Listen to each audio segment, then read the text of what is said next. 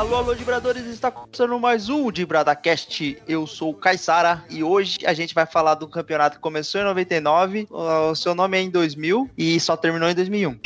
Aqui é o 86 e essa Copa João Avelange, pra ser mais roubada, só se tirasse o nome de João Avelange e mudasse pra José Maria Maguinho. E aí, galera, aqui é o Aguiar e vou te falar, viu? Essa Copa João Avelange foi mais bagunçada que o Brasil atualmente, viu? E eu vou te falar, nem o Anjo Caído resolveria, viu? Esse torneio é um bom parâmetro para você mostrar o futebol brasileiro para qualquer pessoa, né? Você pega alguém que nunca ouviu falar do futebol brasileiro, como as competições internas, você fala, ó, vem cá que eu vou te explicar. Tá vendo essa Copa João Avelange? Você entendeu alguma coisa? A pessoa vai falar não, aí você responde, então você já sabe tudo. Não, a pessoa vai falar assim, você vai perguntar, você entendeu? A pessoa, não, aí você, nem eu. Eu tava com esperança que você me explicasse. Eu acho que nem o João Avelange entendeu essa Copa, nem com os 235 anos que ele tinha, que Deus o tenha, ou o Anjo Caído, mais fácil. Nessa competição tinha um time pra cada ano do João Avelange. Pior que é isso mesmo. Porque, cara, a gente... Bom, Dibradores, como você viu aí no seu celular, que você recebeu o episódio, a gente vai falar da Copa João Avelange, que foi o torneio de 2000, que foi uma bagunça generalizada. A gente, mais pra frente no podcast, a gente vai entrar no detalhe, vai contar toda essa competição, como que ela se originou, e, enfim, a gente vai tentar explicar aqui pra você. Eu aposto que a gente não vai conseguir, porque, cara, foi difícil. Será que o pessoal vai sair mais confuso do que entrou aqui, ô Caissara? Ah, com certeza. Esse é aquela coisa que é tipo TCC da faculdade. Você começa tentando falar uma coisa, você vai terminar falando outra. O negócio é passar. É tipo quando o Aguiar chega mais tarde em casa com marca de batom na cueca e ele vai tentar explicar, ele vai falar o quê? Não tem o que explicar, né, Aguiar? Tô fora dessa aí, que negócio é esse? Isso é coisa do Anjo Caído, mano. O Aguiar coloca a culpa no Anjo Caído, ele fala assim, aqui não é o Aguiar não, aqui é o Anjo Caído. O status do WhatsApp dele é aqui é o Anjo Caído. Deixe seu recado. Esses são terríveis. Então, Dibradores, vamos ao espaço dedicado a dialogar com nossos ouvintes. É isso aí, Caissara. Esse espaço que é o mais importante do programa, porque além das besteiras que a gente fala, o ouvinte tem espaço considerável aqui nesse programa. E eu sempre digo, é um aviso que a gente dá para os ouvintes que estão começando. O Dibrada deu uma parada, voltou, então não é muita gente que manda mensagem. Então, se você mandou seu e-mail pra gente, é certeza que ele vai ser lido aqui, né, nessa sessão. Então, no dia que o Dibrada for um podcast famosíssimo aí, a gente ganhar para fazer isso aqui, que o Aguiar não precisar ter que largar os 3 empregos dele, vão mandar e-mail pra gente, a gente não vai ser lido. Mas, por enquanto, todos os e-mails que mandam pra gente, todos os comentários que são feitos lá no Instagram ou no nosso blog, eles são lidos por aqui. Eu vou ler o e-mail do Maciel Cantareira, de Maranhão. Ele é lá de São Luís mesmo, da capital.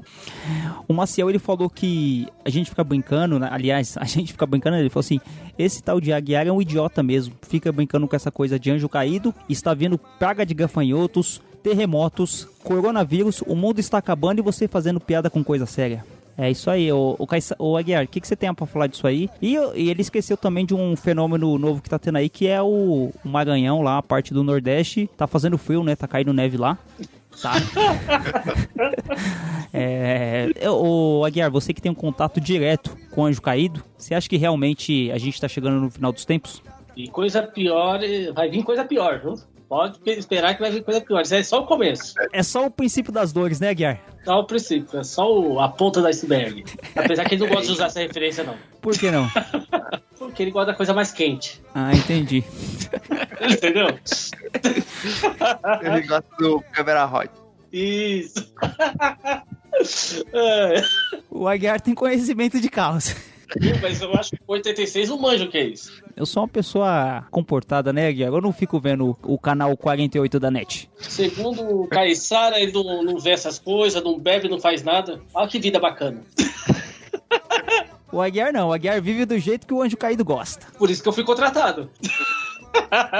Mas, Aguiar, para de falar besteira, Aguiar, e fala o e-mail que você recebeu, fala a sua parte do trabalho aqui, que isso aqui é muito importante. Eu recebi um e-mail de Camaçari, da Bahia, Paulino Chaves. ele é torcedor do Bahia e falou o seguinte: por que não vamos fazer um programa com os estádios do Nordeste? Inclusive, o próprio 86, se não me engano, já comentou em programas passados que vai ter um programa à parte, ou alguma coisa assim. Explica aí. É exatamente isso, né? Falando sério agora, a pauta ficou gigante. A pauta era para um programa só, falando dos estádios. A gente teve que estender para um segundo programa. E a gente espera fazer uma continuação dos estádios do Norte, Nordeste e Centro-Oeste. Só que a gente precisa primeiro estudar essa pauta e a gente também queria trazer convidados, né? Pessoas que moram ou no Norte, no Nordeste e que tenham algum conhecimento. Já estamos fazendo contato. Logo mais teremos novidades nesse sentido aí, ô Aguiar. Aí vai ficar bom, hein? Aí vai ficar ótimo. É isso aí.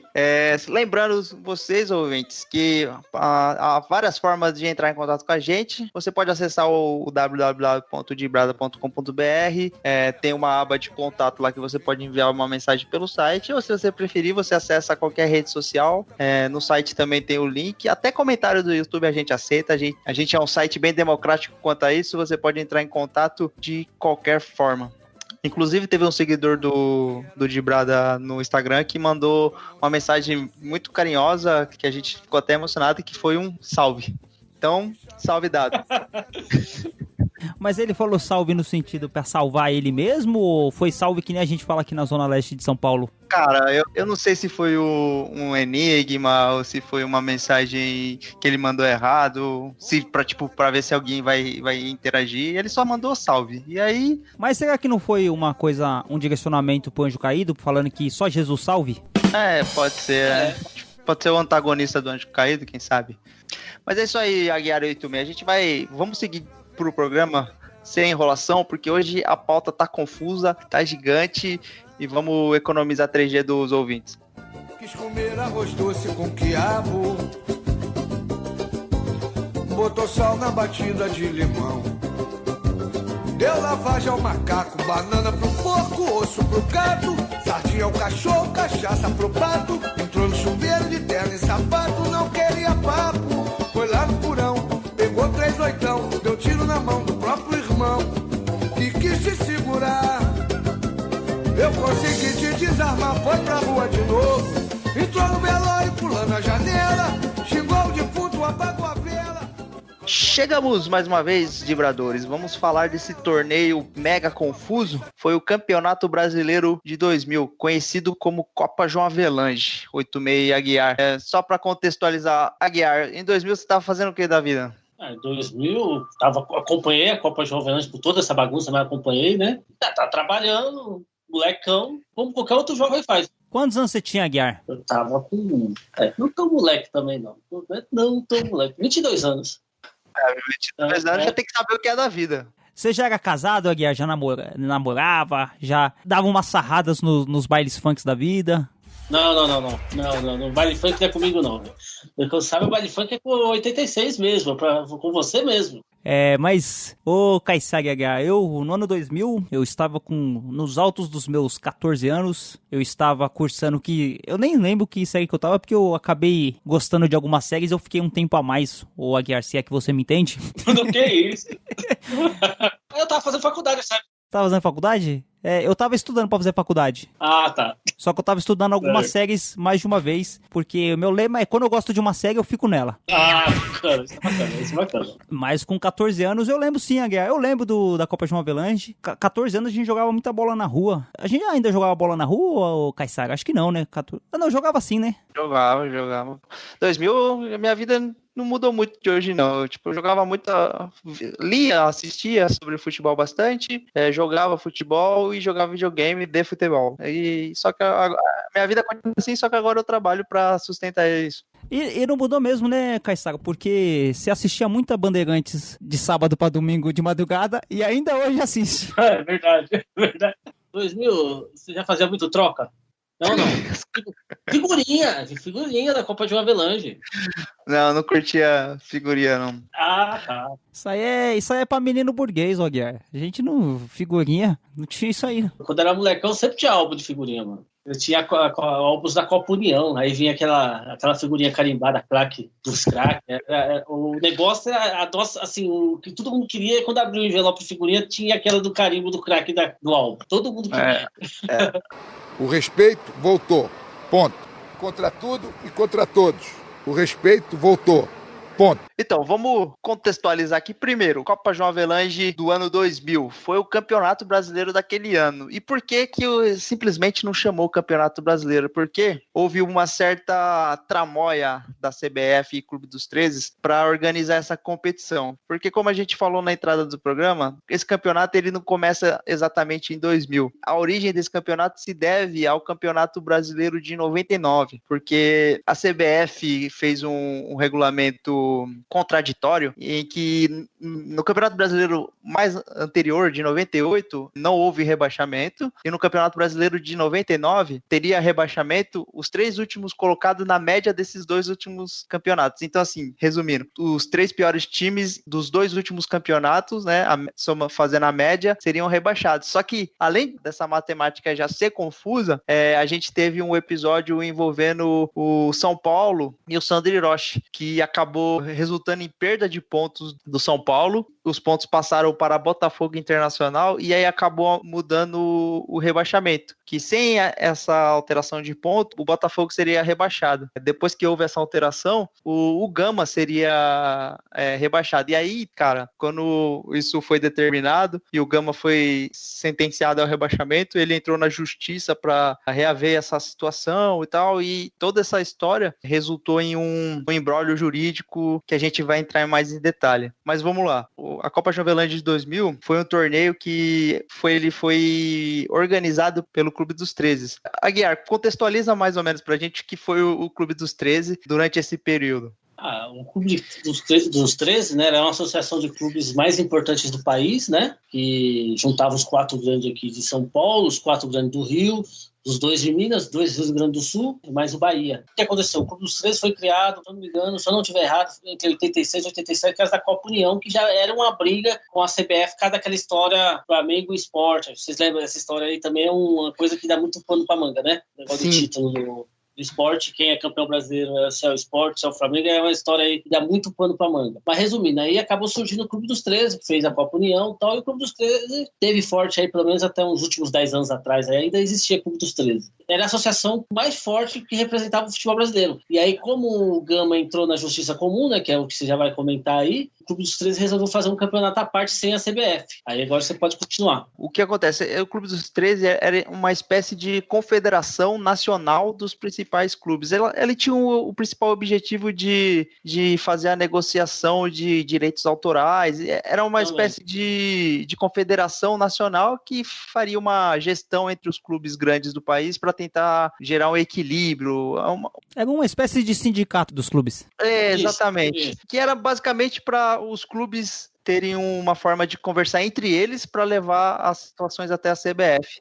Era uma questão que foi muito forte e nos anos... É recente, assim, que o Clube dos 13 acabou perdendo força. Foi uns 8, 9 anos atrás que começou a se desfazer em relação aos direitos, a forma como se negocia os direitos de televisão, que é a principal fonte de renda dos clubes brasileiros, enfim. Mas o que aconteceu? A CBF, por causa desse imbróglio com o Gama, porque determinou que o Gama iria ser rebaixado e o Gama entrou na justiça, ganhou em primeira instância e ainda estava recorrendo, rolando os processos de justiça, a CBF assumiu que não teria condições de organizar o Campeonato Brasileiro de 2000. E aí o Clube dos 13 fez uma mega fórmula no campeonato para que tentar encaixar todos os clubes, tentar manter todo mundo satisfeito, entre aspas, porque ele fez algumas manobras que todos os times que disputaram a João Avelange em seus módulos, que a gente vai falar mais à frente, que representam divisões, esse módulo na fase final se mistura. Então, assim, imagina que você é um time que jogou o Campeonato Brasileiro de 99 na Série D. Beleza, você foi lá, você não conseguiu acesso para a Série C. Mas aí no ano seguinte, você vai disputar um campeonato que lá no final você vai ter a chance de ser campeão brasileiro geral, né, da principal competição. Então foi uma fórmula que fizeram para tentar agradar todo mundo. 86, eu só queria que você entrasse no detalhe do Sandro Hiroshi um pouquinho, porque assim,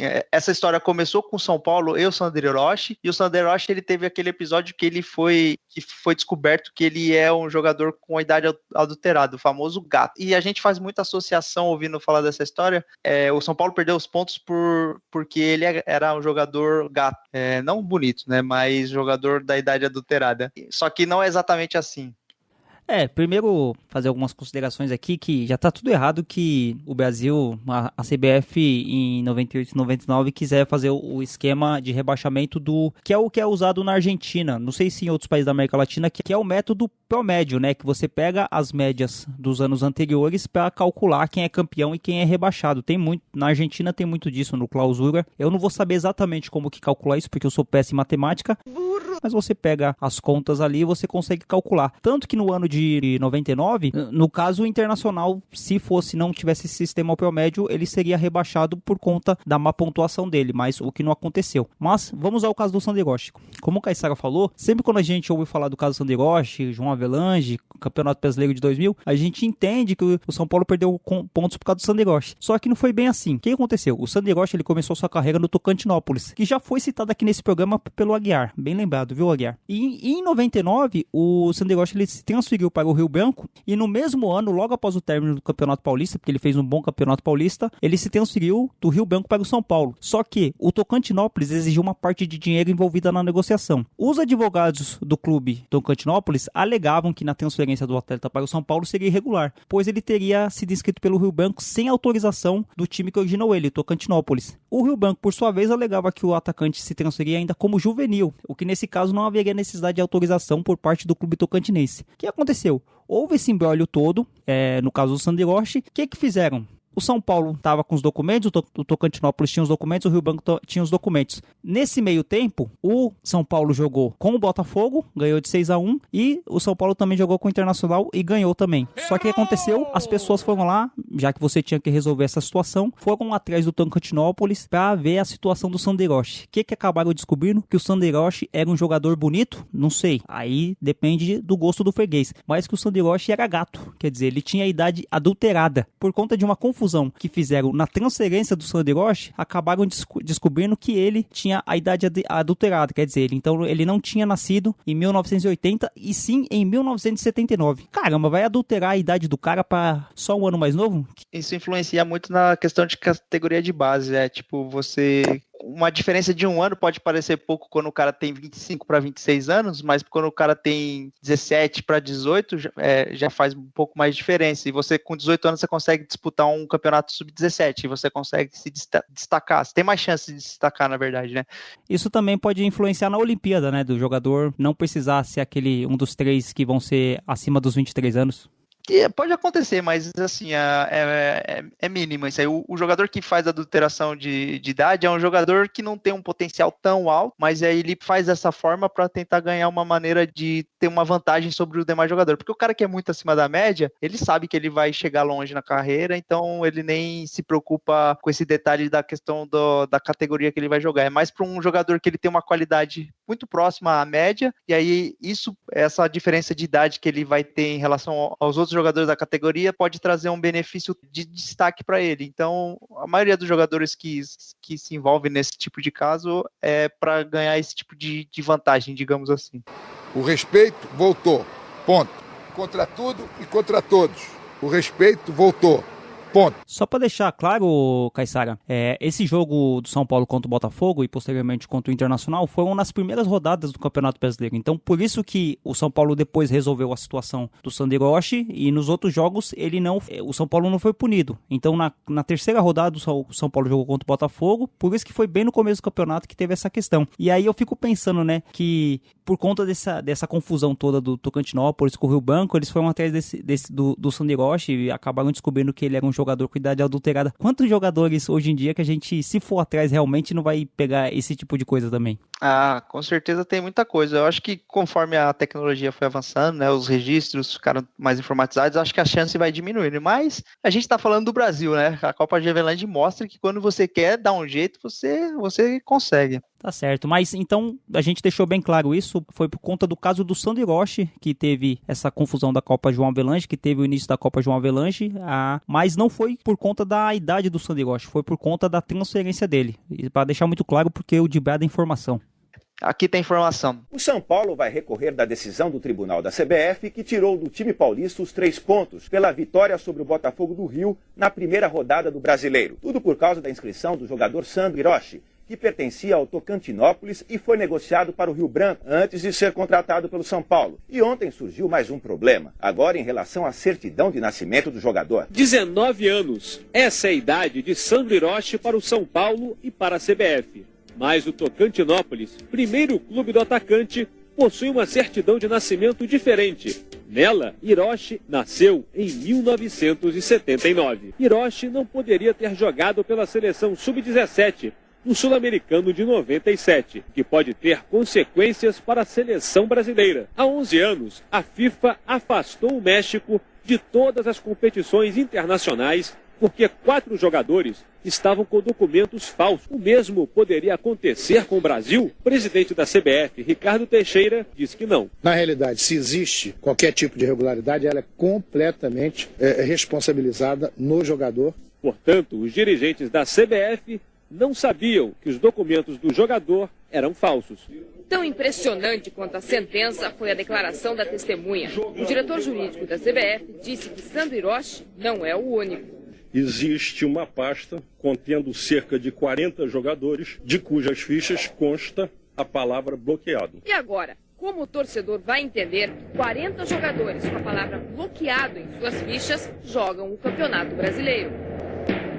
E aí, o que aconteceu? Devido a toda essa situação, o Campeonato Brasileiro de 99 acabou sem saber quem seriam os rebaixados de fato. E aí, a CBF fez a João Avelange da seguinte forma: vamos fazer um campeonato teoricamente sem divisão. Tanto é que ela vai determinar o campeonato em 4 módulos, que seriam o módulo azul, que seria o principal módulo, que vai ter dos 23 times que jogaram a Série A de 99, vão ficar os times, só vão sair Paraná e Botafogo de Ribeirão Preto, que vão descer para o módulo amarelo, que seria equivalente à segunda divisão. Então o Gama, que estava nesse imbróglio, permaneceu na, teoricamente, primeira divisão. E aí entra mais um episódio polêmico dessa questão, que a CBF ela não promoveu os times à primeira divisão de uma forma clara, técnica. Ela simplesmente escolheu alguns times que têm uma representatividade maior. E, inclusive, o Fluminense, que em 99 foi campeão da Série C, ele pegou um expresso para a Série A de 2000, que seria o módulo azul da Copa João Avelange, e foi adicionado. Então, o módulo azul, equivalente à primeira divisão, ficou com os 21 times que estavam na Série A de 99, e aí incrementou o Fluminense, Bahia, Goiás, Atlético Mineiro e Santa Cruz. Então, como que a CBF conseguiu fazer com, por exemplo, o Paraná e Botafogo? O Gama vai ficar, eu também quero ficar. Por que eles aceitaram descer para jogar esse módulo? Porque lá na frente ia acontecer aquilo de juntar todas as divisões. Então, assim, talvez ele teria mais chance entre ser primeiro colocado do módulo amarelo, que seria equivalente à segunda divisão, do que chegar entre os primeiros do módulo da primeira divisão, que ele teria que enfrentar os principais times. Então, essa foi a forma que a CBF e o Clube dos 13 fizeram para que o campeonato acomodasse todo mundo, que todo mundo aceitasse participar, porque realmente é difícil você administrar tantos interesses. Esse foi o início da piada que existe até hoje, da gente falar pro Fluminense pagar a Série B.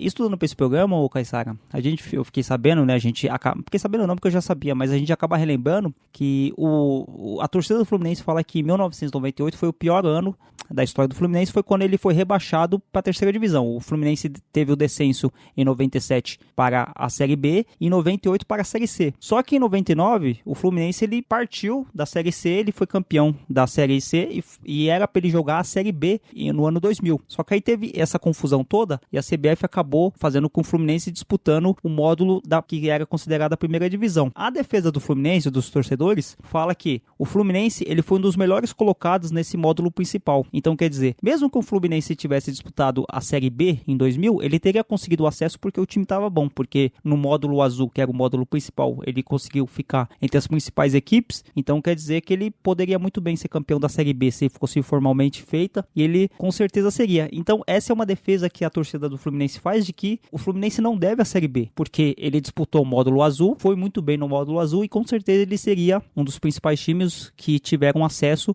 à Série A. Eu não concordo com isso, mas é uma coisa que a gente, estudando, a gente fala assim, Assim, faz sentido, mas é aquele negócio, dever eu pago, né? Não dá pra você ficar imaginando que, provavelmente a gente iria classificar e tal, meu, você tá devendo, você paga. Mas assim, o Fluminense, ele não criou a João Avelange, né? Ele foi incluído nessa tramóia toda que fizeram nesse ano. Que ainda, você vê, a gente nem chegou ainda mais à frente e já tá ficando complicado. Eu acho que assim, essa questão da Copa João Avelange é bem problemática mesmo, mas o principal benefício que o Fluminense teve e que a gente pode falar que foi descarado foi quando a Portuguesa foi rebaixada no caso Everton. Eu acho que foi mais descarado do que a da Copa João Avelange. Sem querer entrar na confusão aqui, que a gente pode fazer um programa só sobre o caso Everton, mas é muito mais descarado pra mim o caso Everton do que a Copa João Avelange.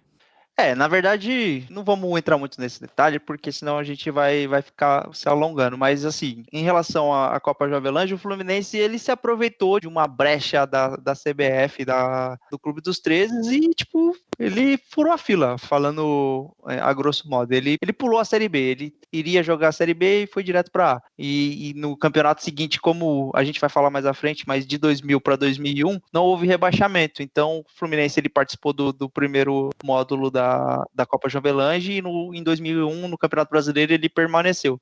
O respeito voltou. Ponto. Contra tudo e contra todos. O respeito voltou. Ponto. Então, rapaziada, eu quero aproveitar e falar do Gama, né? Já falamos bastante do Sandro Hiroshi, agora vamos entender por que o Gama errou, no ponto de vista, vamos dizer assim, até jurídico, o Gama errou. No ponto de vista de torcedor que eu vivi na época, o Gama foi contratado como um clube herói pela população, mas vamos lá.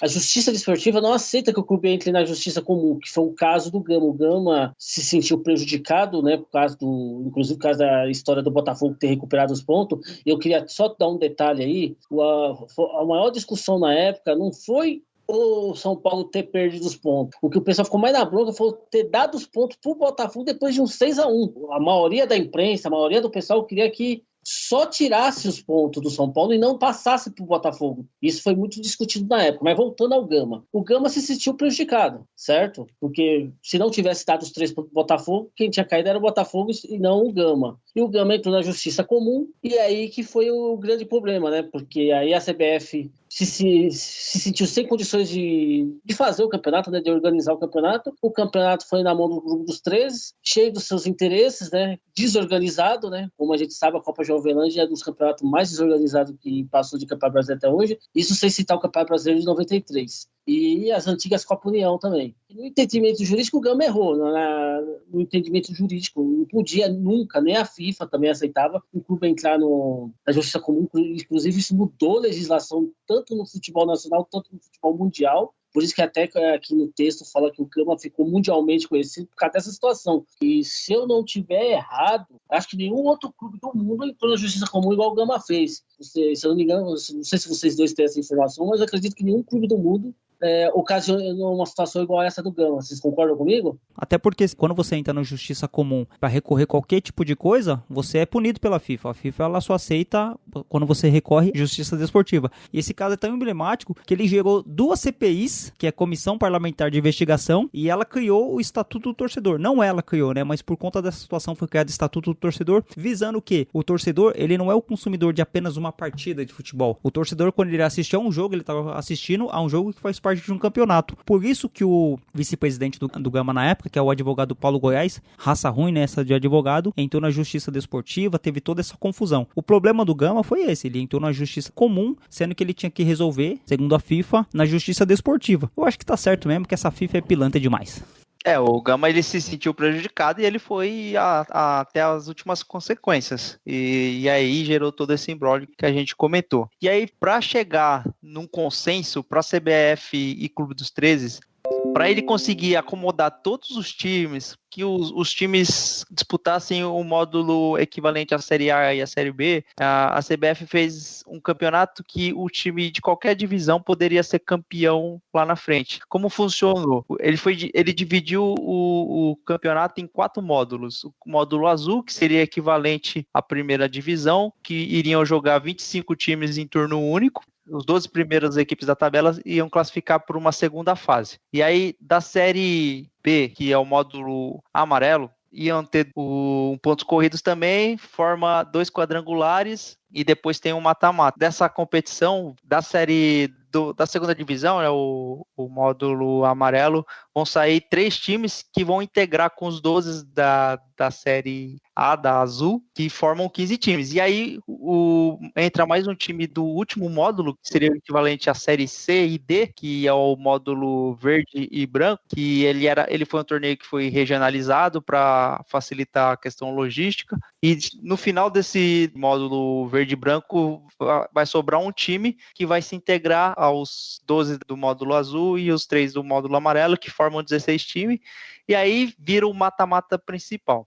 Essa foi a forma que a CBF conseguiu de colocar todo mundo e principalmente convencer aqueles times, no caso o Botafogo de São Paulo e o Paraná, descerem para jogar essa segunda divisão e o Gama permanecer, porque assim, a ideia era, você vai ter chance de disputar lá na frente a final com os principais times e ter a chance de disputar o campeonato, né? O Campeonato Brasileiro seria uma fórmula mais fácil acessar essa fase final pela Série B do que se classificar entre os 12 primeiros pela Série A. E o Gama, por uma questão de se sentir prejudicado, ele queria disputar a Série A. O Gama, sim, claro que ele quer ser campeão, todo mundo quer ser campeão, mas assim, o objetivo do Gama era muito mais moral do que qualquer coisa. Então foi a forma que o Clube dos 13 conseguiu para acomodar todos esses times e realizar o torneio nacional de 2000. O respeito voltou, ponto. Contra tudo e contra todos. O respeito voltou. Ponto. Bom, gente, agora vamos falar um pouco sobre a estrutura da competição e os times que foram classificados. Acho importante a gente destacar isso e a gente vai falar sobre os 3 módulos. Bom, o módulo azul foi o equivalente à Série A e teve 12 times classificados. A disputa era entre 25 clubes, turno único, né? Todo mundo contra todo mundo. E os 12 melhores seguem para as oitavas de final. Então os classificados foram o Cruzeiro, em primeiro lugar, o Sport, em segundo, o Fluminense, em terceiro. Aí que a gente fala sobre a justificativa do Fluminense ter ido tão bem que ele poderia muito bem ter ido para a primeira divisão. O Goiás em quarto, o Vasco em quinto, São Paulo em sexto, Ponte Preta foi a sétimo, Atlético Paranaense oitavo, Internacional nono, 10º Grêmio, 11º Palmeiras e 12º o Bahia. 86, só destacando também que o São Paulo ele ficou em sexto lugar com 39 pontos, mas ele teve a perda de 6 pontos, então ele poderia ter dividido a liderança com o Cruzeiro. Só esse destaque aí. Então o São Paulo fez uma competição bem forte nesse ano. Curiosamente, os dois dividiram a final da Copa do Brasil desse mesmo ano. Exatamente. Bom, agora a gente vai para o módulo amarelo, que é o equivalente à Série B, a segunda divisão. 3 times foram classificados. Então, a modo de disputa era 2 grupos de 18 times separados regionalmente, entre Norte, Nordeste e Sudeste e Sul. Cada grupo jogava em turno único e os 18 melhores avançavam no mata-mata unificado. Realizavam oitavas de final, quartas de final, final e o jogo da final, que era ida e volta. Então, os classificados foram Caxias, Sampaio Correia, Ramo, Figueirense, Paraná, Anapolina, Bangu, São Raimundo, Náutico, Criciúma, São Caetano, daí o São Caetano que viria a ser um dos grandes times desse campeonato, CRB, Paysandu, Botafogo de São Paulo, Fortaleza e Avaí. E chegaram nas semifinais o Paraná contra o Remo e o São Caetano contra o Paysandu. E para a final foram Paraná e São Caetano. E os jogos, eles empataram o primeiro jogo em 1-1 e o Paraná venceu o jogo final por 3-1. Desse torneio saíram uns 3 times que vão integrar o mata-mata principal com os 12 do módulo verde. Que foram Paraná, São Caetano e o Remo. Então, vamos para o módulo verde e branco. O módulo verde era 28 clubes divididos em 4 grupos com 7. Né? Os jogos aconteciam dentro do grupo. Então, o grupo A se classificou Tunaluso, Central de Pernambuco e Motoclube do Maranhão. O grupo B do módulo verde, o primeiro foi o Corinthians Alagoano, o segundo foi Juazeiro, o terceiro Confiança. O grupo C do módulo verde, em primeiro lugar foi o Flamengo do Piauí, segundo foi o Ipiranga do Amapá, terceiro foi o Tocantinópolis. Grupo D, do módulo verde, os 3 primeiros colocados, Operário do Mato Grosso, Dom Pedro II e Atlético Goianiense, é o grupo D. Aí o módulo branco, que é o grupo E, compõe com 6 times, 6 times. Em primeiro lugar foi o Rio Branco de Americana, o time do Sandro Hiroshi, o Juventus de Javari e o Uberlândia, os 3 primeiros colocados. Tem uma nota aqui que o Rio Branco do Espírito Santo desistiu da competição. O grupo F tinha o ET Jundiaí, aqui na cidade vizinha aqui, Malutron e União Bandeirantes. Grupo G, Olímpia ficou em primeiro, Friburguense em segundo e Matonense em terceiro, que seria uma sensação também, Matonense no campeonato estadual. Grupo H, módulo branco também, Rio Branco do Paraná, Portuguesa Santista e Santo André, os 3 primeiros. Ainda tinha uma segunda fase aqui com o grupo 1 do módulo verde, que ficou Juazeiro e Tunaluso, compunha Ipiranga e Atlético Goianiense. O grupo 2, só o Central que passou, Corinthians e Dom Pedro ficaram. O grupo 3, módulo verde, Motoclube em primeiro, Operário, Flamengo e Confiança ficaram para trás. Grupo 4, Malutron em primeiro, Rio Branco, Friburguense e Santo André ficaram para trás. Grupo 5, Jundiaí, Jundiaí em primeiro, que é o Paulista de Jundiaí, para quem não sabe. Segundo, Portuguesa Santista, terceiro, Juventus, quarto, Matonense. Era um grupo praticamente campeonato paulista, né, gente? E o grupo 6. Sim. Primeiro, Uberlândia, segundo, Olímpia, terceiro e quarto, Rio Branco e União Bandeirante do Paraná, não Barbarense. Aí vai uma terceira fase, é confuso mesmo o negócio, viu? Terceira fase, grupo 1, primeiro colocado, Uberlândia, depois ficaram para trás Juazeiro, Olímpia e Central. Grupo 2, Malutron em primeiro ficou Tunaluso, Jundiaí e Motoclube para trás. Aí teve um quadrangular decisivo. Ô, Aguiar, na verdade, esses 2 grupos que você falou, cada grupo fez um quadrangular entre ele ida e volta, e aí os 2 melhores, Uberlândia e Malutron, fizeram uma final desse módulo, que foi o time que venceu, o Malutron, foi integrar aos 12 do azul e os 3 do amarelo, formando os 16 times. Então, essa fase aí foi gigantesca, ela envolveu o time de todas as regiões do Brasil, e eles foram fazendo dessa forma, eles regionalizaram a primeira fase para poder ir peneirando, e conforme os times iam avançando, iam se misturando. E aí chegou nesses 2 times para fazer essa final dessa divisão. E aí esse time disputou a fase seguinte. Então ficou assim, os 12 da Série A que só disputaram um módulo, que foi a que o 86 comentou, os 12 primeiros, e aí as outras divisões, elas tiveram uma fase final, tiveram um campeão, e esse campeão, no caso da série do módulo amarelo, que é equivalente à série B, o campeão dessa série B, desse módulo amarelo, foi o Paraná, que venceu o São Caetano e o Paysandu. Então o São Caetano foi vice da série B e da série A no mesmo ano. Olha que curioso. Para acertar tudo, então. O respeito voltou. Ponto. Contra tudo e contra todos. O respeito voltou. Ponto. Então, depois de todas essas divisões, esses módulos, essa competição confusa, a gente chega em 16 times que vão disputar o Campeonato Brasileiro de fato, que é o torneio mais importante, do nacional, no caso. Então, só destacando aqui, o Malutron, que veio lá da terceira divisão, ele pegou o primeiro time da Série A, que foi o Cruzeiro. Os outros times que vieram de outra divisão, o São Caetano pegou o Fluminense, num jogo que poderia ter sido realizado na Série B, e o Remo enfrentou o Sport. Então, a gente teve um chaveamento envolvendo as 3 divisões e que resultou em oitavas de final e até a final. Só para deixar claro, a gente acabou falando um monte de coisa aqui, mas só para deixar claro, então. Módulo azul, primeira divisão, teve aqueles times e os 12 primeiros classificados. A Série B, que seria o módulo amarelo, 3 times classificados. Então, 12 mais 3, 15 times. E a Série C, que seria o módulo verde e branco, teve aquele monte de time, mas só teve um classificado, que no caso foi o Malutron. O JC Malutron, que teve um tempo que foi o Corinthians, lá do Paraná, né? Então, para entender isso, essas 3 divisões, módulo azul, módulo verde e branco, módulo amarelo, teve esses 16 clubes. E acho que essa parte parece que vai ficar mais tranquila de explicar, mas não vai, porque tem a final, tem um monte de coisa ainda, mas acho que nesse momento aqui, só para deixar muito claro, primeira divisão, 12 times, segunda divisão apareceram 3 times e a terceira divisão apareceu um time. Então, só para deixar muito claro, para a pessoa que está escutando agora, não está entendendo nada, o resumo é esse. Exatamente. Então, ficou dessa forma, e aí, assim, o que a gente pode destacar aqui nessa primeira... rapidinho, então. Oitavas de final, Cruzeiro e Malutron. Cruzeiro avança, Atlético Paranaense Internacional avança, Vasco da Gama e Bahia, o Vasco avança, Goiás e Paraná. O Paraná, surpreendendo, classifica. O Paraná, que veio do segundo módulo, passou pelo Goiás, que estava no primeiro.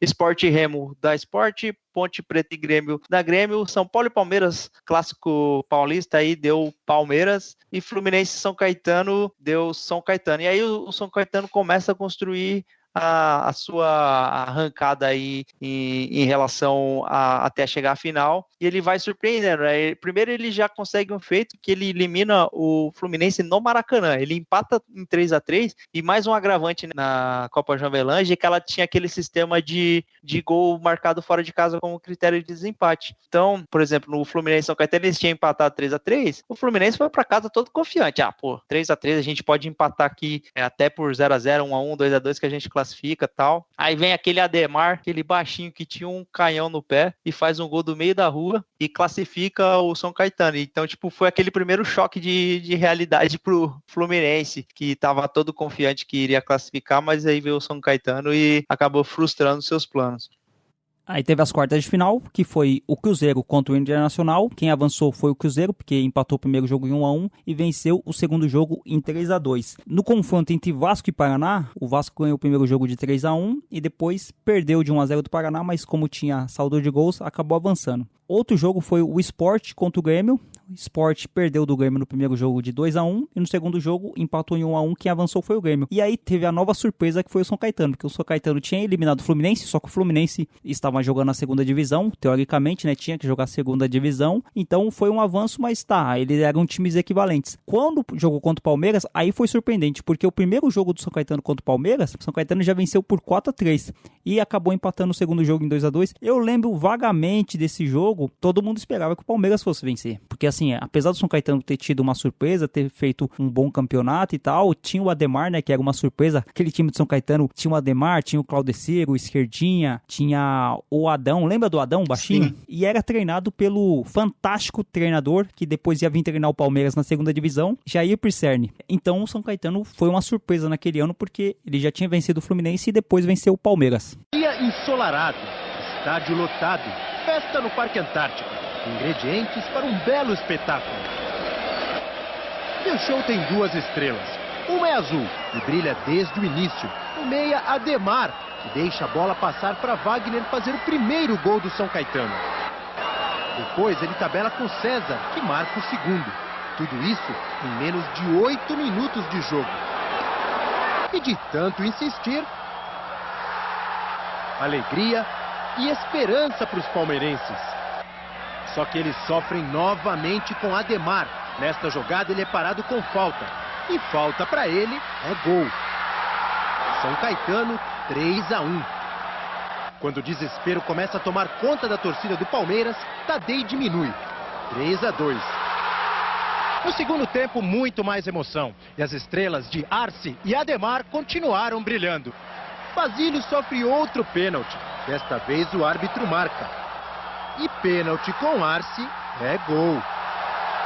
3-3. Os palmeirenses voltam a sorrir. Só que Ademar acaba mais uma vez com a alegria verde. Não satisfeito, ele acaba com a própria alegria ao ser expulso por reclamação e deixa o campo inconformado. Eu não falei nada pra ele, só falei que ele merecia o vermelho. Se eu não me engano, os 2 jogos do Palmeiras e São Caetano foram no Parque Antártica. Sim, eu lembro disso. Né? Porque acho que não podia receber lá no estádio do São Caetano, que era pequeno, os 2 jogos foram no Parque Antártica. O São Caetano mandou, inclusive, a final contra o Vasco no Allianz. No Allianz, não. No caso, era o Parque Antártico antigo. Só um detalhe também, a gente não citou o estádio do São Caetano no programa que a gente fez dos estádios, o Anacleto Campanella, que ele também tinha alguma coisa próxima ao que é o estádio do Atlético Paranaense. Ele também tinha o prédio da diretoria do São Caetano, também ficava à vista quando a gente assistia o jogo pela televisão. Vocês lembram disso? Até hoje, né? O respeito voltou. Ponto. Contra tudo e contra todos. O respeito voltou. Ponto. Vamos para a semifinal? A semifinal tivemos de um lado Cruzeiro e Vasco. O primeiro jogo foi 2-2, o segundo jogo foi 3-1 para o Vasco. E do outro lado, né, Grêmio e São Caetano. O primeiro jogo foi 3-2 para o São Caetano e depois 3-1 para o São Caetano. Ou seja, o Grêmio não deu para o começo, né? Ou do São Caetano? O São Caetano, aí acho que até aí o São Caetano vinha, tá surpreendendo. Quando ele bateu o Grêmio os 2 jogos, aí acho que engrossou a coisa, né? O pessoal falou, é melhor a gente respeitar esse time azul aí. E no outro jogo, Aguiar, eu lembro muito bem dessa fase, porque o Cruzeiro e Vasco, o primeiro jogo foi em São Januário, o Vasco fez 2-0 e o Cruzeiro tinha um timaço também. O time do Vasco era fora de série, mas o Cruzeiro também tinha um bom time. E aí o Cruzeiro buscou o empate de 2-2 porque estava perdendo de 2-0. E aí, no jogo da volta, tinha uma situação até favorável do Cruzeiro, né? Podia empatar por 0-0 e 1-1.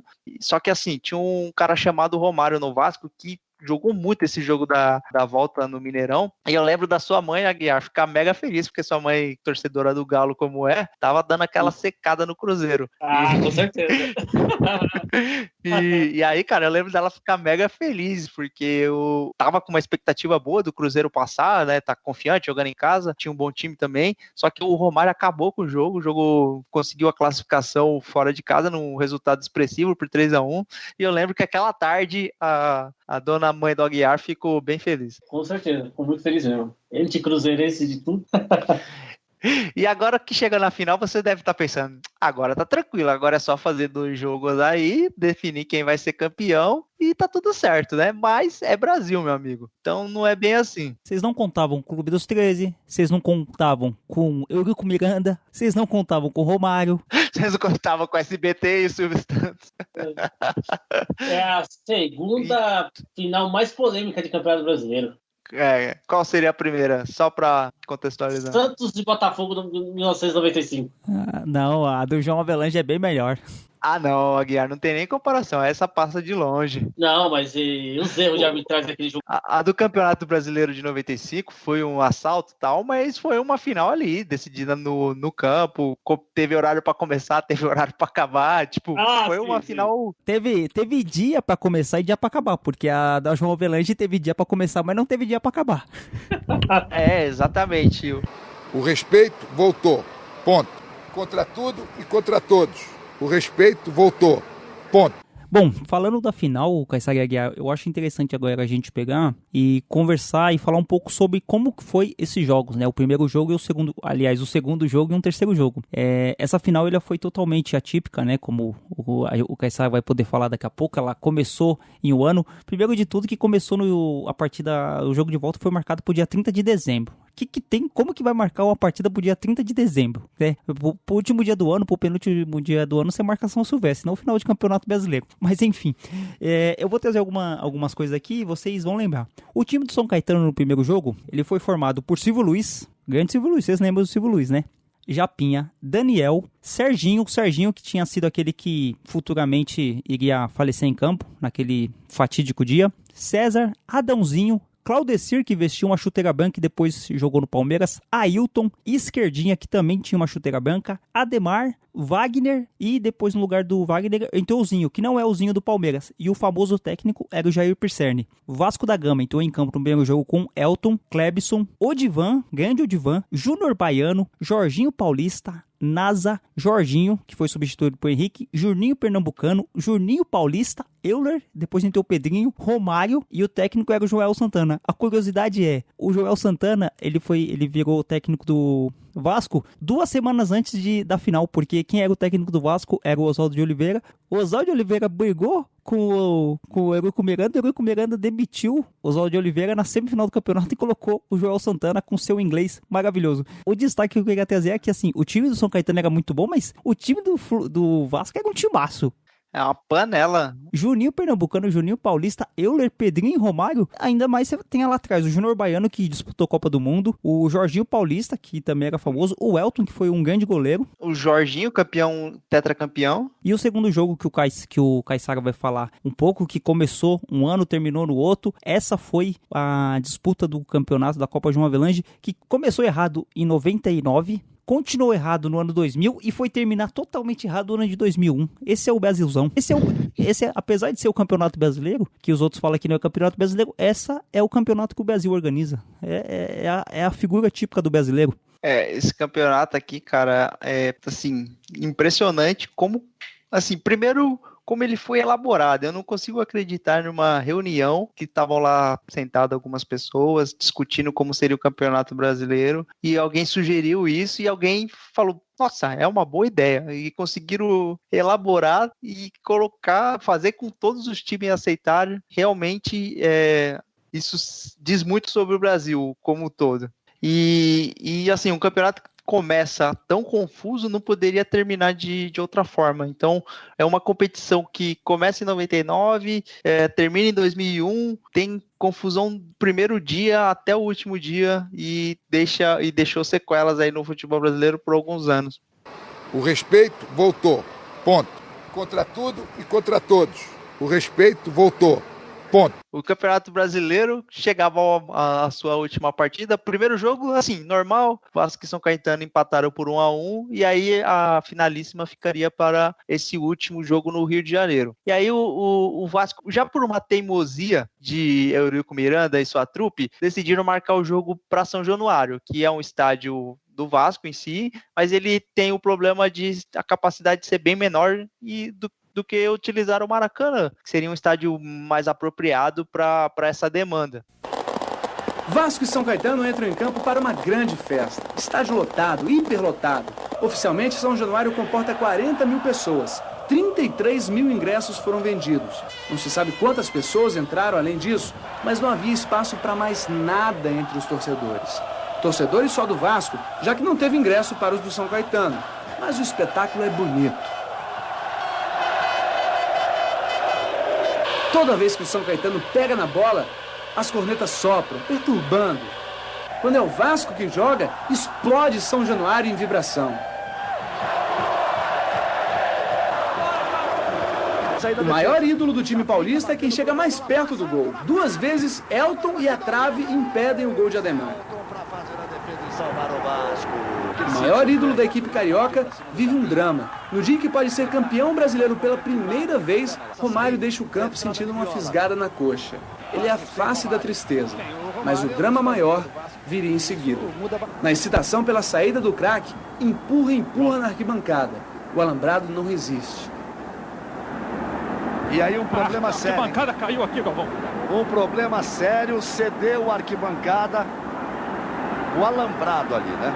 E aí, cara, o jogo tá rolando ali, no primeiro tempo tava 0-0, e aí, de repente, um dos alambrados do estádio cede e as pessoas começam a cair, a ter tumulto, passarem por cima uma da outra, o jogo é interrompido imediatamente, e aí você fica com aquele clima horrível no estádio, de muitas pessoas se ferindo, tendo que ser tirada de ambulância, os jogadores não sabiam se descia pro vestiário ou se ficava em campo. Foi assim, uma final lamentável do campeonato, e a partida foi interrompida no primeiro tempo ainda, e como toda essa situação impossibilitou o retorno da partida, a partida foi suspensa. E aí começa mais um imbróglio, porque o que vai fazer agora? Vai decretar derrota do Vasco da Gama porque ele não conseguiu oferecer condições para a partida? Vai ter que remarcar um jogo sem torcida? O que vai acontecer? E aí ficou se prolongando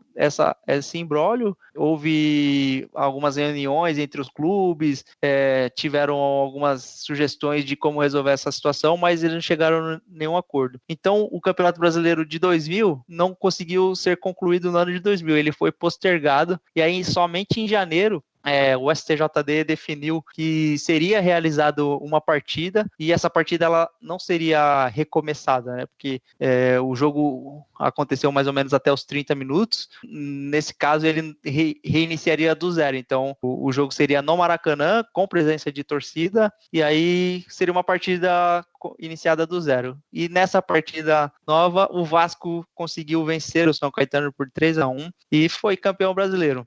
E a tarde de ontem, no estádio do Vasco, vai ficar marcada para sempre na história do futebol brasileiro e também na vida de quem saiu ferido do tumulto.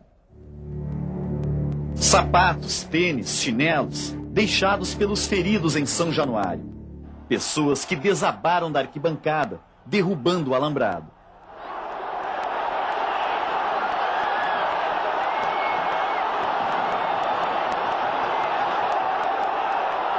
o tumulto começou com a briga lá em cima. O gramado do estádio de São Januário ficou parecendo um hospital.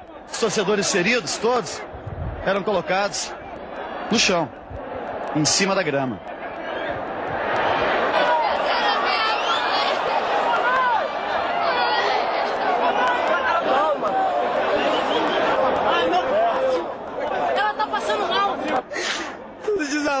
Desabou. Muitas pessoas esperam atendimento quando o presidente eleito do Vasco, Eurico Miranda, entra em campo. Ele quer que todos saiam para o jogo recomeçar. Pede para as ambulâncias sair, ficar naquele lado de lá, para sair para lá. Para sair, não adianta ficar fazendo esse negócio aqui. É o que eu estou fazendo. Para sair as ambulâncias para lá. Pede para o pessoal sair para mim.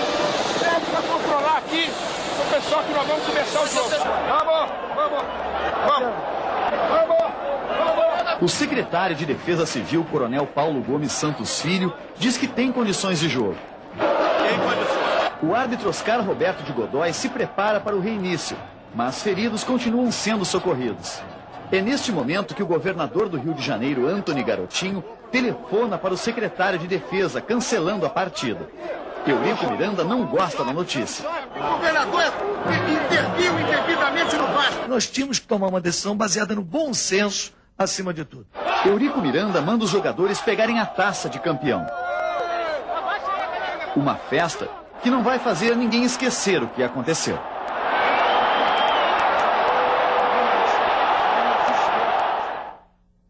Eu lembro bem desse jogo, porque o segundo jogo que foi feito em São Januário, o time do São Caetano tava massacrando o Vasco. O jogo tava empatado, mas o São Caetano tava jogando muito melhor. E o São Caetano tava com muita moral por ter tirado o Fluminense, ter tirado o Palmeiras e o Grêmio. O São Caetano não chegava mais como o time pequeno que veio lá da Série B. O São Caetano veio com status de time grande, de time bom, e o Ademar tava comendo a bola. Apesar de não ser o grande jogador, ele tava muito entusiasmado, ele tava muito confiante, né? Nesse jogo, quando caiu o alambrado, eu lembro muito bem do Eurico Miranda em campo, pedindo pros caras que estavam quebrados, pros caras que tinham se machucado, pra eles se levantarem para dar continuidade no jogo. O Eurico Miranda tava a todo custo querendo que o jogo continuasse. Por mais que depois de algumas entrevistas ele falasse que não, que ele tava se preocupando com as pessoas, no jogo era muito claro. Foi por isso que deu origem ao fato do Eurico Miranda ter brigado com a Rede Globo. A Rede Globo, ele falou que queria mudar o jogo, que queria que não continuasse, e no final, que foi remarcada pro outro ano, o Eurico Miranda teve a brilhante ideia de colocar o logo do SBT na camisa do Vasco para fazer uma provocação com a Rede Globo. Então, pro torcedor, pra pessoa que tá escutando o programa agora e pensar assim, mas peraí, que conversa é essa? O Vasco, ele tinha um patrocínio, ele falou assim, vamos colocar o patrocínio de quem? Para provocar a Globo? Do SBT. O SBT na época era o principal concorrente da Rede Globo. Talvez hoje seja a Record, mas na época era o SBT, o Silvio Santos. E o engraçado dessa ocasião é que nem o Silvio Santos sabia dessa situação, ninguém sabia. Foi uma coisa tirada da cabeça infernal do Eurico Miranda por conta dessa final que, segundo ele, a Globo tava contra o Vasco, né? Sempre essas conversas de a Globo sempre tá contra todo mundo, né? A Globo é... Eu queria saber de quem é a Globo a favor, porque todo mundo reclama que a Globo tá contra. Então, é como a gente falou, esse campeonato tem tantos adendos, tantas coisas, e assim, o Vasco fez essa provocação assim, tomou até processo do SBT, porque utilizou a marca indevidamente, mas você vê que nível chegou o Campeonato Brasileiro. Eu torci muito pro São Caetano, né, como todo torcedor paulista, eu tenho certeza que torceu. Não sei os palmeirenses, né? De repente ficou com o cotovelo das cacetadas que o São Caetano deu. Eu acho que não, porque depois ele trouxe o Claudecir, trouxe o Adãozinho, trouxe o Jair Pisserni. O palmeirense devia estar com a raiva danada do Vasco, que tinha tomado a virada da Mercosul. Na Mercosul, é verdade, uma virada espetacular. É verdade. Né? Mas então, no meu ponto de vista, duas situações que deveria ter ali. Ou dar o título do São Caetano, caso a situação lá do estádio do Vasco, ou dividir o título, já que o campeonato já estava totalmente bagunçado. Seria melhor fazer. Seria fechar com chave de ouro. Cara, é porque o cara que inventou esse campeonato, ele tinha sido mandado embora. Porque se ele tivesse sugerido isso, tinham aceitado na hora. Na hora, ele tinha sido promovido. Entendeu? Porque por um juiz não saber contar, já dividir um título do Souza Português, imagina bagunçar desse, como dividir? É capaz de divide entre todo mundo. Todo mundo recebe uma medalhinha de participação e tá tudo certo. E segue o jogo. Uma cena rara nesta final. Nosso repórter conseguiu entrar no vestiário do Vasco. O clima era tão festivo que Romário até fumou charuto. Nossa câmera registrou cenas de descontração dentro do vestiário do Vasco após o título. Eurico Miranda passeava com um charuto cubano e dividiu o prazer com o craque Romário. Para mim, particularmente, é uma coisa especial, porque é meu primeiro título e com camisa de time, para mim, de clube, é o título mais importante para mim até agora. Essa vitória foi a oportunidade que eu tive de prestar uma homenagem ao SBT. Eu acho que o SBT não esperava, não sabia. O técnico Joel Santana, bem à vontade, falou da conquista.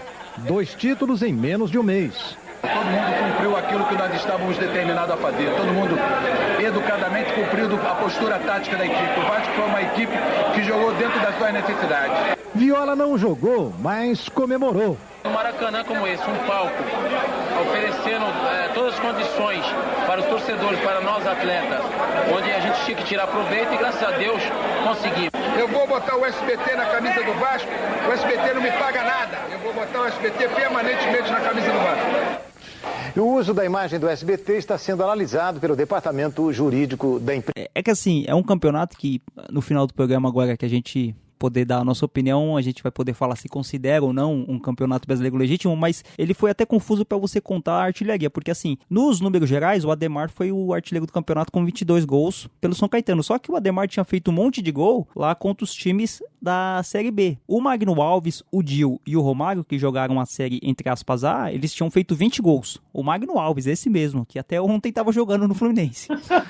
O Washington, na Ponte Preta, o Washington Coração Valente estava começando a carreira, estava jogando na Ponte Preta, fez 16 gols. E com 14 gols, o Petkovic do Flamengo, o Ronaldinho do Grêmio, o Marcelo Ramos do São Paulo e o Alain Delon do Vitória fizeram 14 gols. Então, até para você contar quem que vai ser o artilheiro do campeonato foi difícil, porque assim, no geral, falaram que o Dil, o Romário e o Magno Alves foram artilheiros porque jogaram a primeira divisão. Só que no geralzão, o Ademar que foi o artilheiro, né? Provavelmente teve diferença de quantidade de partidas também, porque foram módulos diferentes e tal. Então, assim, não tem como você fazer uma equalização muito correta disso.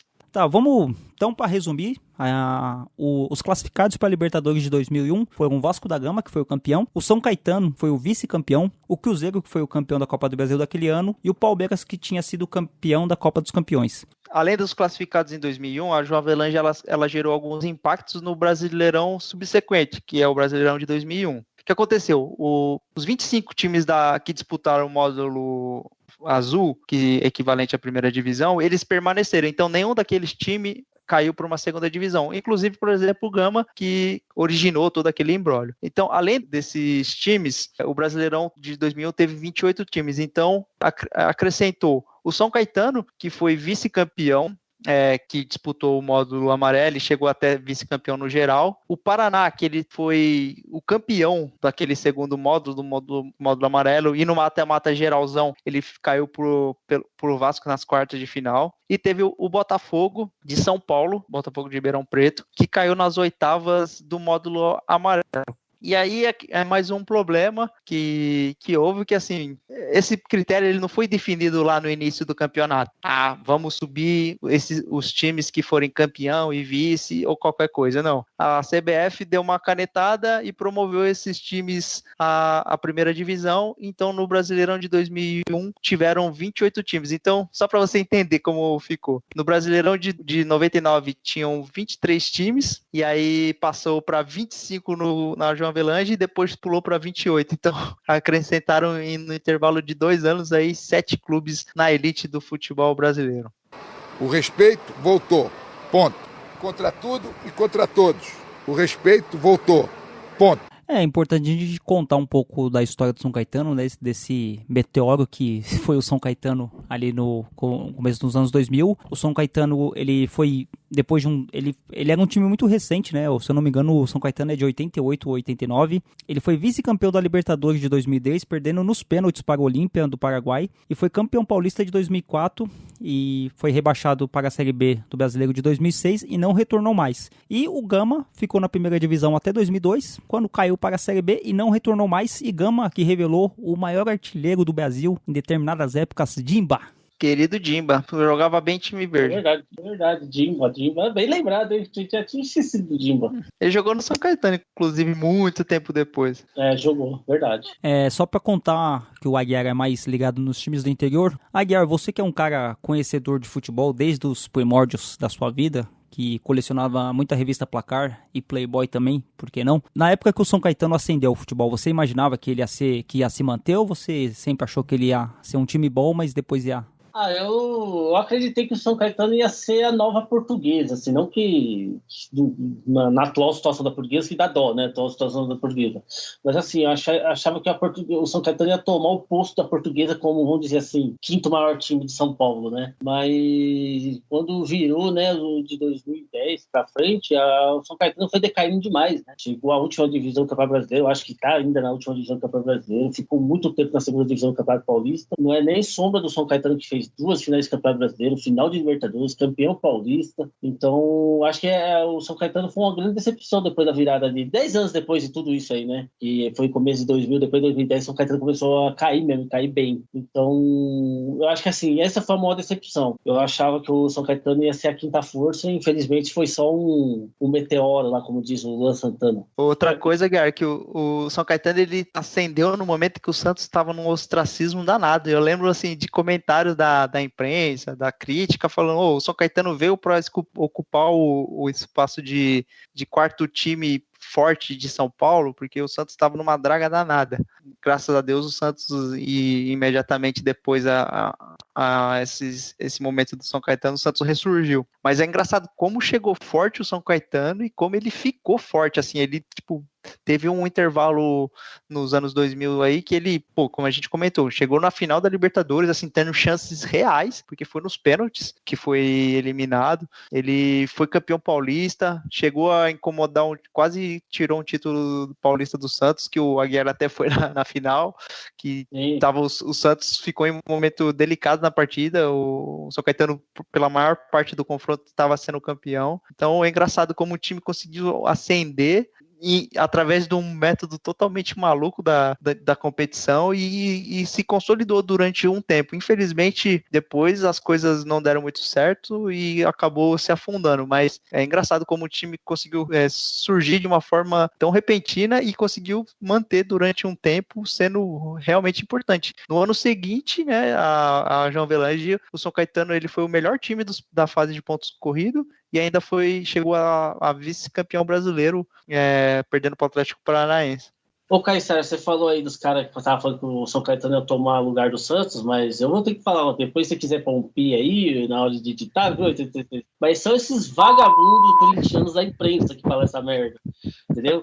Que eu vou aproveitar até falar que em 99 o Santos foi eliminado na semifinal contra o Palmeiras com uma eliminação incrível, o Santos conseguiu ser eliminado em 5 minutos para acabar o jogo, e aí o Juca Kfouri falou que ele era da Rádio Globo nessa época, e ele falou que o Santos nunca mais voltaria a ser um time grande, ele não tinha mais condições e camisa para isso. E aí eu entrei no ar, né? Eu entrei no ar como ouvinte e falei pro Juca Kfouri, eu só tenho uma coisa para falar para você, Juca Kfouri, o nome do Santos não é osso para estar na sua boca. Aí eles me tiraram do ar. Sério? Eu não sabia disso. Sério, eu fiz isso. O nome do Santos não é osso pra estar na sua boca. Eles deixavam os ouvintes participar, entendeu? O Aguiar tem uma medida protetiva até hoje contra o Juca Kfouri. Bom, quanto ao São Caetano substituir o Santos, só ia substituir um santo pelo outro, né? Então, tudo bem. Não, na verdade, substituir um santo por todos os outros. Pelo amor de Deus, não dá nem pra comparar. Não dá nem pra comparar. Mas essa história do São Caetano foi realmente muito meteórica, né? O São Caetano ascendeu muito facilmente, né? Como eu falei, né? Teve vários jogadores que depois foram vendidos pra times bons, né? O Claudecir passou pelo Palmeiras, o Adãozinho, aquele César, depois que o Caissara até citou, foi lateral da Lazio. O Ademar foi vendido pro Stuttgart, da Alemanha, depois acabou indo jogar futebol americano, né? Pela força do chute que tinha. Na verdade, ele fez teste, ele não chegou a jogar na liga, não. Ele fez teste, mas acho que uma das fases piores que o São Caetano teve, foi bastante dramático, foi a morte do Serginho, quando jogou contra o São Paulo, né? E é um fato lamentável também, que a gente acabou relembrando no programa passado sobre a Chapecoense. O caso do Serginho também é um dos fatos muito lamentáveis que a gente tem no futebol brasileiro. Exatamente, foi um período bem complicado do time do São Caetano e acho que involuntariamente acabou contribuindo para a derrocada do São Caetano, querendo ou não, é um episódio que acaba afetando bastante a instituição como um todo. Mas é isso, acho que a gente conseguiu resumir em algum tempo aí toda essa confusão que foi a João Avelange, e acho que a única coisa que dá pra gente comentar é que a gente espere que ela nunca volte. O respeito voltou. Ponto. Contra tudo e contra todos. O respeito voltou. Ponto. Depois de tudo isso, primeiro eu queria saber de vocês se vocês acham que foi uma medida sensata, pelo menos, porque o Vasco deveria ter sido punido de alguma forma em relação a não ter dado estrutura para a realização do primeiro jogo da final. Eu lembro que na época eu fiquei com o sentimento de meio que tapetão do jogo ser realizado no Maracanã e assim como se nada tivesse acontecido. Eu acho que a questão camisa pesou muito para essa decisão. Eu aposto que se fosse um outro time de mais relevância no futebol, o Vasco teria tido algum tipo de prejuízo, sei lá, mandar o jogo em Brasília, por exemplo, com torcida dividida, algum tipo de ação para punir o Vasco de alguma forma, eu acho que deveria ter tido. Hoje, a gente tem um consenso que a Copa João Avelange é um torneio nacional. O Vasco, inclusive, ele fala que ele se define como tetracampeão nacional, incluindo a Copa João Avelange. Eu queria saber, na opinião de vocês, se a João Avelange dá para considerar um campeonato nacional ou se é mais um daqueles torneios únicos e difícil de ter uma comparação. De primeira, assim, essa atitude foi não digo justa, mas foi uma atitude sensata? Ou vocês acham que o Vasco tem que ser punido de alguma forma por não oferecer condições para a partida inicial? Bom, eu sei que alguns palmeirenses vão até achar que é contradição, né, e algumas pessoas de outros clubes, porque o Palmeiras também tem o Roberto Gomes de Pedrosa, tem as competições que o Palmeiras unificou, mas a João Avelange é um torneio que devia ser rasgado do futebol brasileiro. É uma vergonha isso aqui. Assim como o Rui Barbosa quis queimar os arquivos da escravidão, a CBF devia queimar os arquivos da João Avelange, que é uma vergonha esse campeonato. Não devia aceitar, é um campeonato vergonhoso que devia ser... Ele só não podia ser eliminado porque a gente fez o programa dele hoje, então a gente não perdeu o programa, que continue assim. Mas é vergonhoso esse campeonato. Eu não sabia que o 86 tinha tanto desprezo por essa competição. É raiva de São Caetano. Então, eu tenho 2 campeonatos brasileiros, acho que merece asterisco, um de 2000 e 2005. 2000, por causa dessa palhaçada toda que foi a Fórmula do campeonato. 2005, o jeito que deram o título pro Corinthians, aquele negócio de voltar jogo. Inclusive, acho que até vale um programa isso aí, né? Falar só do campeonato de 2005. Mas vocês vão convidar o Edilson Pereira de Carvalho? O Anjo Caído representa ele. Aliás, o Anjo Caído fez a sua estreia no nosso programa. Foi um programa que a gente falou sobre o título de 2005. Foi o programa 9. Verdade, foi da arbitragem, né? Foi quando teve a participação do JP. Verdade. JP, verdade. Bem lembrado. Que não é o JP do Jovem Nerd, é um pirata. Mas o Anjo Caído teve a estreia no Dibrada Cash. Muito bem lembrado esse campeonato aí. Outra coisa, uma observação antes de a gente virar pro Anjo Caído, né? O América do Anjo Caído disputou a Copa João Avelange. Estava no grupo A e terminou em 10º lugar. Grupo A do módulo amarelo. Não, só retornando um pouco, o Rio Branco disputou, o São Paulo e o Tocantinópolis. Se esses 3 tivessem chegado na final, seria mais legal ainda. Então, mas deixa eu explicar uma coisa. Eu vi o Nacional de São Paulo disputando, só que o Nacional de São Paulo não disputa a primeira divisão do Campeonato Paulista desde 78. Como chegou no Campeonato Brasileiro? Realmente, é todos os times do Brasil, praticamente. Só faltou o time do Dibrada lá. Se tivesse um time, já tava lá, viu? Com certeza. Já tá disputando um módulo, sei lá, cor de laranja. Mas eu, falando só para concluir a minha parte, eu acho que eu considero como um campeonato nacional, sim, até porque se a gente for olhar para o regulamento dos campeonatos, a gente não vai considerar nenhum, porque o campeonato, a competição nacional, ela muda a cada hora. A Copa do Brasil, por exemplo, que o Palmeiras ganhou 86, não disputava time da Libertadores. Então, assim, se a gente for contestar modelos de competição, a gente não vai validar nenhum título. Então, assim, eu acho bizarro a Copa João Avelange, acho que ela foi toda errada desde do primeiro dia que ela foi anunciada até o término, mas eu considero o Campeonato Brasileiro, sim, querendo ou não. Eu acho que a gente não pode apagar a nossa história, como você sugeriu aí. Ditador 86. Mas é isso aí, acho que o Vasco foi campeão com todos os asterísticos que merece, que são muitos, mas não dá para tirar esse título do Vasco. Mas tem alguém que precisa dar uma opinião que é a mais importante de todos aqui, não é, Aguiar? Agora é aquele momento mais esperado, o momento de conexão. Estão preparados aí, Caiçara em 86? Nunca estamos preparados para o Anjo Caído, né, Aguiar? Como assim? Como você não estou preparado? E hoje o Anjo Caído tem um anúncio, né? E uma coisa importante para falar, mas no programa passado, vocês lembram, né? O Anjo Caído cantou o hino do América, né? Vocês lembram disso? Sim. Então, o Anjo Caído ele vai cantar de novo. Você acredita que ele vai cantar de novo, Caiçara? Vai cantar o quê? Virou o The Voice agora? O The Voice Devil? Não, mas ele vai cantar, sabe o quê? Parabéns pra você, essa data querida, muita felicidade, muitos anos de vida. Parabéns, 86! Pô, essa 86 eu não esperava. Eu não sei se eu choro, se eu dou risada ou se eu corro, porque uma que o meu aniversário já passou. E outra, eu acho que é o parabéns mais inusitado que eu vou receber na minha vida toda, porque nem que se o Barack Obama vir cantar parabéns pra mim, eu vou ter tanta surpresa quanto o Anjo Caído ter cantado parabéns. Então, e uma última, pra encerrar a participação do Anjo Caído, Caiçara, o Anjo Caído confessa, foi ele que organizou a Copa João Avelange. Tá explicado, então. Ele fez de tudo pro América disputar. Balanço, swing, praia e carnaval. Hoje no pé do morro tem ensaio geral. Eu quero ver gol, eu quero ver gol. Não precisa ser de placa, eu quero ver gol. 2 dias sem dormir, chega domingo de manhã, fica difícil passar. Sem um banho de mar, tem a distância, a lotação. Tumulto então, tô no favelinha. Peguei fora da linha, meia Copacabana é o bonde ideal. No ponto final, o rebu é total. Pular pela janela pro bonde é normal. Zoando no asfalto,